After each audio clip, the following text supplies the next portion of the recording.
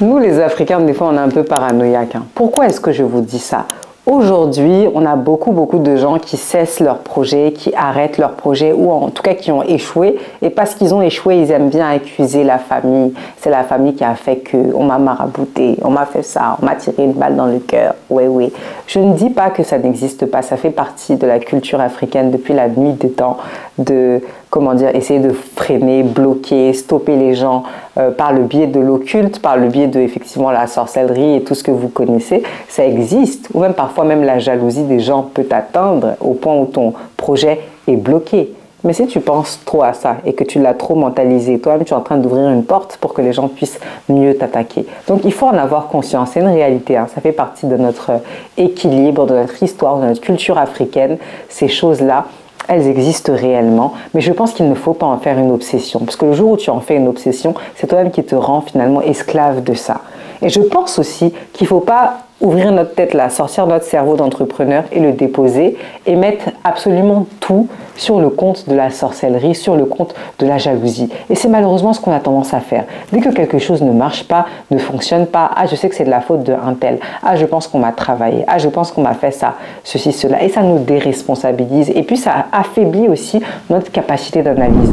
Un bon entrepreneur, lorsqu'il a un problème, lorsqu'il est touché par une problématique, il doit savoir se poser, analyser la situation et dire « Ah, je pense que ce qui a cloché, c'est ça. » Mais c'est tellement facile d'accuser autrui de finalement ce qui nous arrive en disant « Ah, je pense que c'est arrivé parce qu'il a fait ça ou parce qu'elle a fait ça. » C'est pas aussi simple que ça. Il y a un tas de choses qui peuvent venir mettre à mal votre entreprise. Ça peut être une mauvaise gestion de la comptabilité. Ça peut être une mauvaise gestion de votre image de marque, de votre marketing. Ça peut être des prix qui sont mal construits. Ça peut être votre boutique qui est mal placée. Ça peut être votre relationnel client qui est pas bon, la satisfaction client qui est pas au rendez-vous, les avis qui sont pas bons. Ça peut être un concurrent aussi qui fait mieux que vous. Ça peut être beaucoup de choses. Mais j'ai l'impression qu'une fois que l'Africain échoue, il a une facilité à dire « Ah, c'est la faute de un tel ».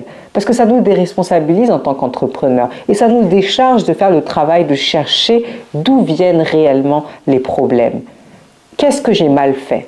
D'accord? Je ne dis pas que ça n'est pas possible, mais ce n'est pas systématiquement ça. Arrêtons d'accuser systématiquement le fait de dire que c'est un tel qui a fait, c'est une telle qui a fait. C'est hyper important. C'est fondamental que l'on se responsabilise sur les choses.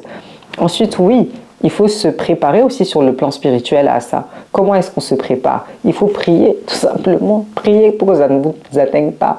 Priez pour que ça ne vous atteigne pas et soyez réglo dans votre business. Quelqu'un qui vole, qui lui-même dans son entreprise n'est pas réglo, mais bien sûr que la sorcellerie va vous attaquer. Bien sûr que ça va vous atteindre.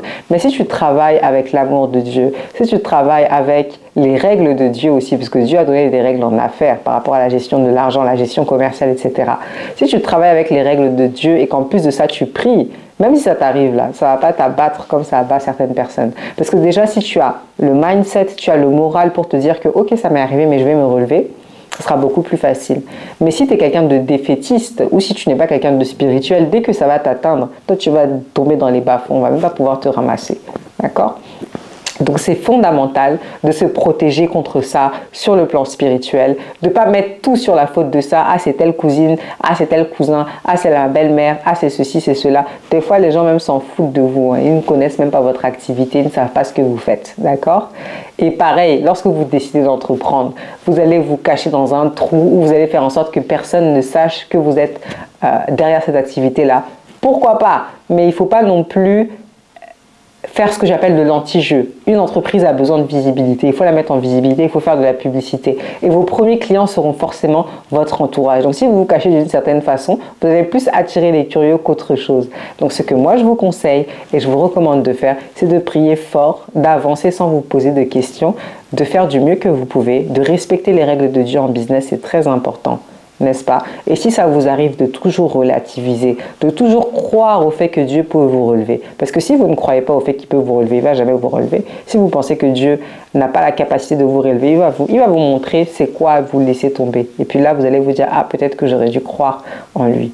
Donc c'est important. Notre confiance en nous a des limites, mais notre confiance en Dieu ne doit pas avoir de limites. Et ça, c'est fondamental. J'espère que cette vidéo vous aura plu sur la sorcellerie, sur les barrages que l'Africain peut se mettre ou peut mettre à son confrère ou à sa consoeur lorsqu'elle essaye de faire des choses. Oui, ça existe, mais ça ne doit pas nous condamner, ça ne doit pas nous paralyser, nous bloquer dans nos ambitions et dans notre envie de réussir. C'était Asita Tisako, votre experte préférée. N'oubliez pas de laisser votre like et votre abonnement avant de partir, ça me donne de la force. Et je vous dis à très très bientôt sur YouTube. Asita.